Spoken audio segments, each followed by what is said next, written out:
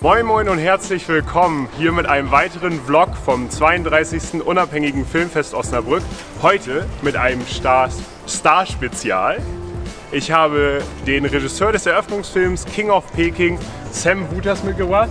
Hi Sam, nice to meet you. Hi there, thanks for having me. And we are now showing you some spots, some nice spots here in Osnabrück. Wir werden jetzt ein bisschen durch Osnabrück mit Sam laufen und ihm hier und da die schönen Ecken zeigen.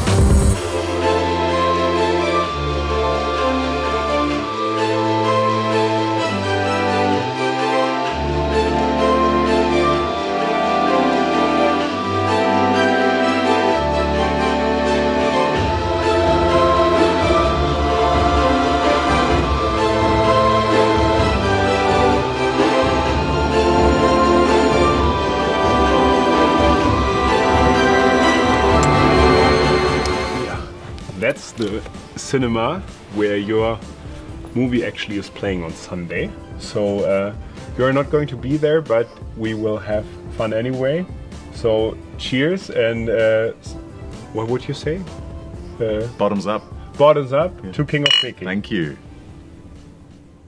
So the first question would be, we have your movie featured in our FilmFest brochure with a review and a plot summary, but could you maybe do our audience of the video a favor and maybe summarize King of Peking with a punchline or one or two catchy phrases? What is it about?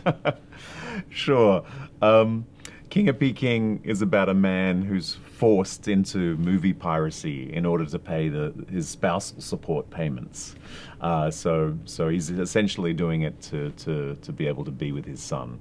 And it's set in a period in the 1990s when DVDs, video discs were exploding in China. So it was a very, very unique time. So it's the charming way of movie piracy, one could say. Yeah, a very different time of movie piracy. You know, the days when there were people on the streets with copies in their jackets trying to sell it, as opposed to nowadays, which is downloads. Yeah, right.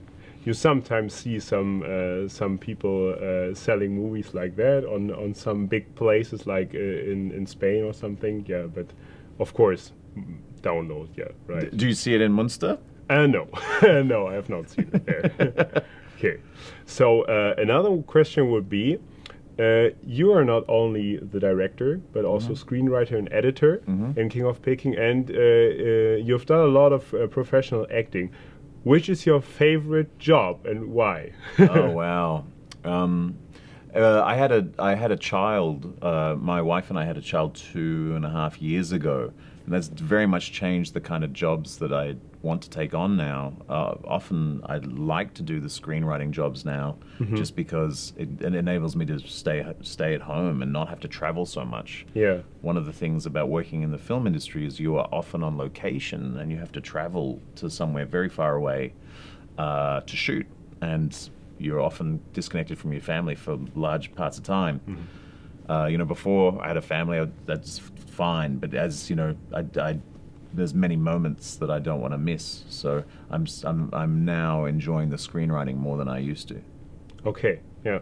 So that's like a little bit a good link to my next question, because with you doing all this job, all the many jobs on set and off set, and your wife working as a producer, yes. And your daughter being born while production, right?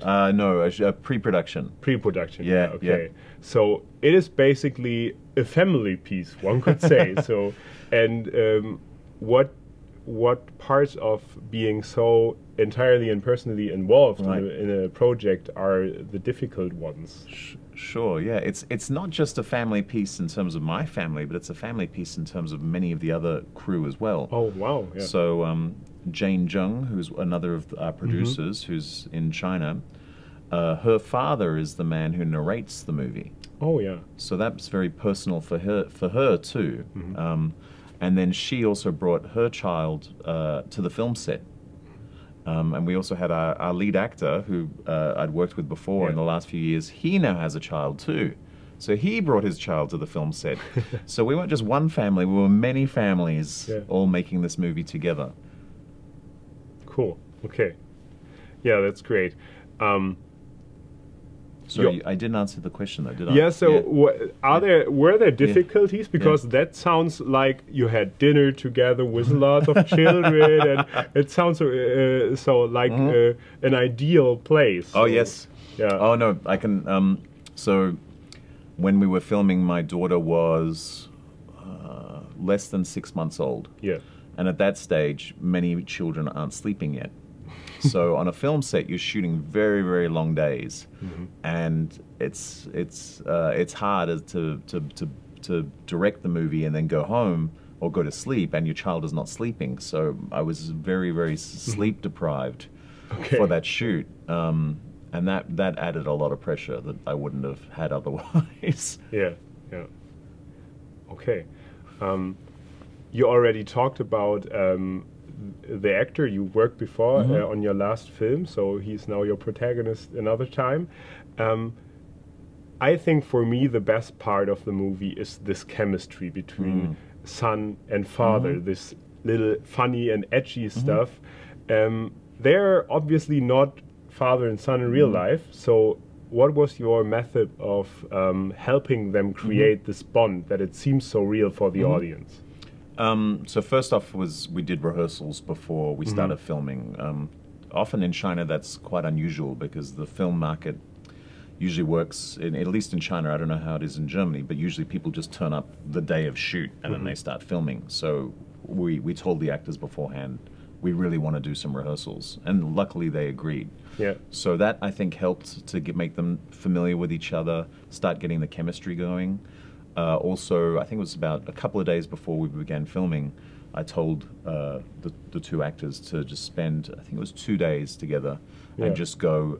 They went to a video arcade, they just hung out, and that created some chemistry.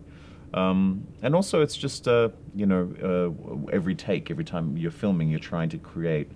You're trying to lead the actors in a certain direction, so trying to move things in a certain way. So that also was part of it, was trying to tweak the performances so that they can be a little bit more, to try to find a bit of reality in the performance.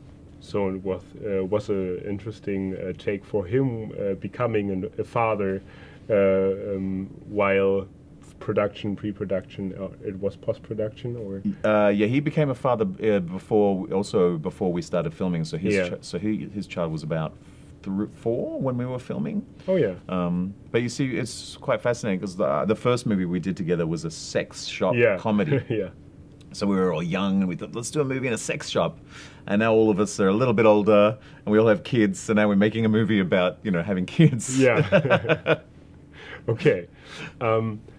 Another question you mentioned is yesterday when Yulia interviewed you, that you wanted to have like Rambo First Blood in their music playing and Lethal Weapon and stuff like that. So obviously King of Peking is a movie about a lot of things, fatherhood, but also a movie about the process of filmmaking. Yes. So can you name us maybe some movies that had the biggest influence on your way of making movies? Certainly El Mariachi by Robert Rodriguez was pivotal to me because I first saw that when I was quite young and just studying film, and the film has its problems, but for what he was able to achieve on a very, very low budget, it was very inspirational to me. And then I read his book Rebel Without a Crew. So that was gave me the confidence to feel like I can shoot movies with even, I don't have to wait for lots and lots of money to come. I can go out and just try to make independent films. So that really shifted my career. Beforehand, when I was at university, I was studying theatre. Yeah. And it was sort of starting to learn about independent filmmakers and John Cassavetes as well, who I mentioned last night. You know, his style of taking portions of his income from other movies and then using them to shoot small independent films. I thought was just a brilliant idea. Yeah, yeah. So that are the things that influenced you, and now you made King of Peking on your festival tour. Can you tell us something about your next project or something you want to do in the future? Sure. Yeah. I've myself and a co-writer. We have been working on a project for now 7 years. Oh wow! He's also a filmmaker. He and I took this project to the Sundance Screenwriters Labs in Utah a few years ago. What our plan is we want to first take this story and turn it into a graphic novel. Oh yeah. And then once it's a graphic novel, we then want to turn it into either a movie or something episodic. Yeah. So it's a giant project. So we're working with an illustrator who's from Montreal, and it's enormous. Okay, so in what genre type is it? Can you talk about it? Yeah, sure. It's in terms of graphic novels, it's the social commentary style. So like in the style of, like, what you say, like Persepolis. You know, I don't know if you follow. Yeah. But you know, it's about contemporary social issues rather than. I guess Persepolis is more historical, but rather than, say, fantasy or. Yeah. Okay. Cool. Thanks a lot for this interview. And now I'm going to say something in German to the audience. Jeder von euch sollte hierher kommen um 17:30 Uhr am Sonntag und hat nochmal die Chance, King of Peking von Sam Voutas zu sehen. Wer es am Mittwoch verpasst hat, sollte das dann nicht verpassen. Und sonst bleibt nur noch zu sagen zum Schluss, bis nachher. Bis nachher.